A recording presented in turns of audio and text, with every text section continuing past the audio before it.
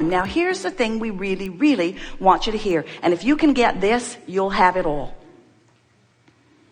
The vortex of creation, where the vibrational version of you is present tense. As far as the creator within you and as far as we are concerned. When you ask for it, it's present tense.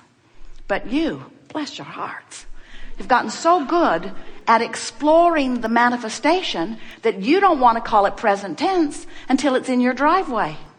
You don't want to call it present tense until others can see it. And we say, oh, it's so slow to have to wait for everybody to be able to see it. It's easy to tune in to stuff that's manifested. So what preachers and teachers have been saying to you for a long time about faith really applies here. Because what faith is a vibrational attitude. What faith is an awareness, a vibrational focus, an attention to what's in this vortex of creation. And if you can focus upon what you've asked for and no longer beat the drum of why you ask for it. I want this magnificent thing because it's so awful not to have it. And because it's so hard over here without it. And because I deserve it, I really deserve it, even though I don't have it, I deserve it. And we say all of that drum beating from the perspective of what is not yet manifested holds you in a holding pattern that will not let it manifest. You have to let go of the absence of what you want before the presence of it can feel into your experience, you see. We want you to feel the reality of this vortex of creation. This is vibrational reality. We're not making this stuff up. Everything that you see that is manifested was first vibrational reality. And once it's been vibrational reality, everything that you see is first a thought upon longer until it takes form. Everything that you see that is manifested was first vibration. And the gap, the amount of time that it takes from the offering of the idea and flowing it vibrationally into your vortex and the full-fledged manifestation of it is as short as no time when you are a vibrational match to what you're asking for. The amount of time it takes for you to manifest things wanted is the amount of time it takes for you to get in the vortex and consistently stay there. So, we've been spending time with you. We've been flowing through Esther for a number of years, and in this format we have offered many different explanations in an attempt to help you to understand more fully who you are, but most important, how you fit into the big picture. And we want you to understand that you don't just fit into the big picture, you are the big picture. You are source energy. You are creator. You have come forth to explore for the purpose of taking thought beyond that which it has been before. You are an eternally expanding being. You can't stop that. You can't even slow it down. But what you can do, and many of you do in your physical form, is that your contrast causes you to expand, but you don't keep up with your expansion.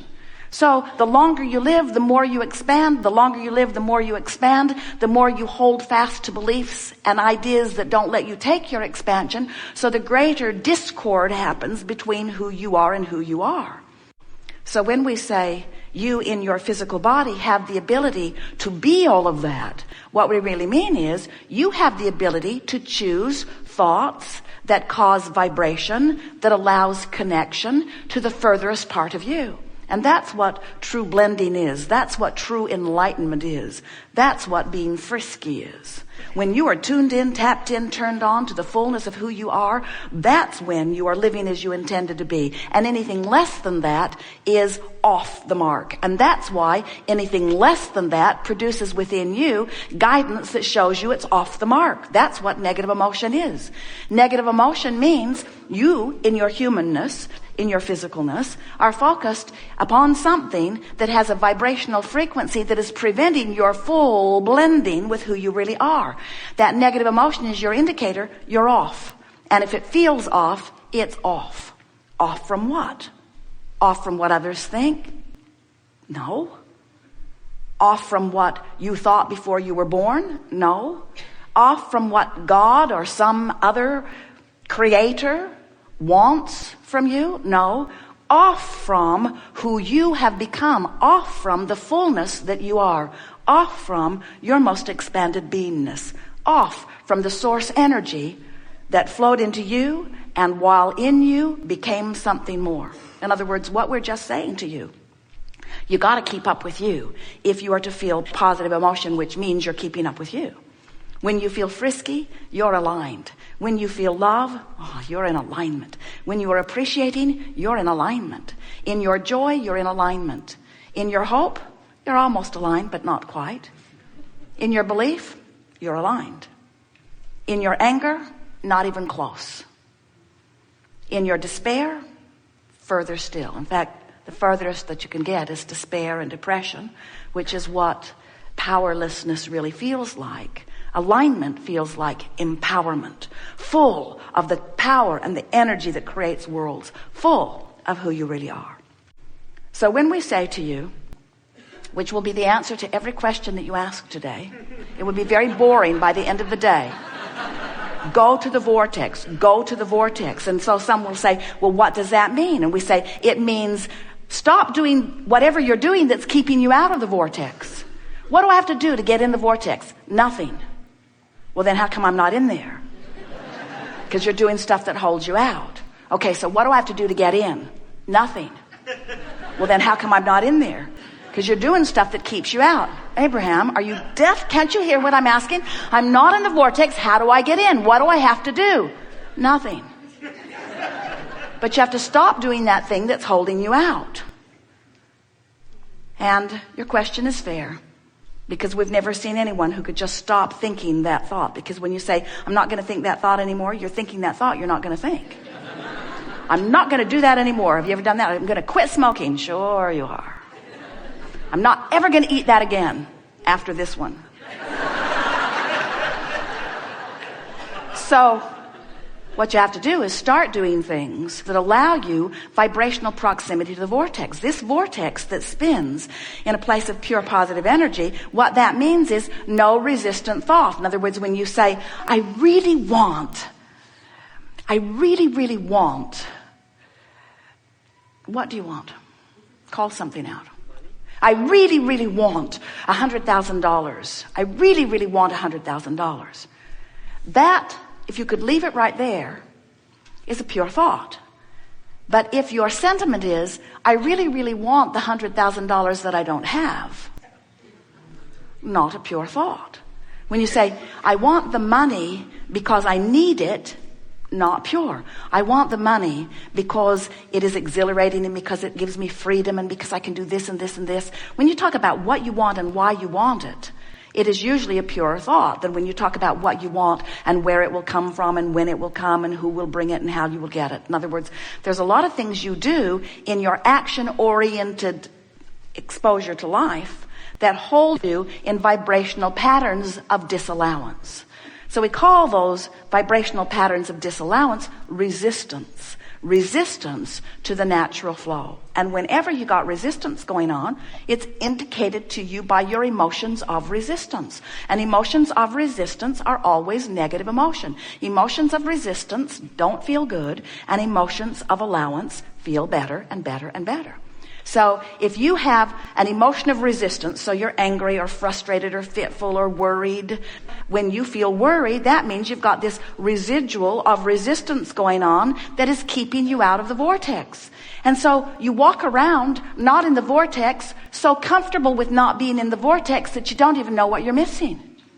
But when you take the time to focus yourself into the vortex deliberately, into the vortex where your clarity is and where your exhilaration is, where your perfect rendezvous in every moment with everything that you want, where the universe is able to give you in moment after moment so much full life experience that you wonder why you would ever step out of the vortex.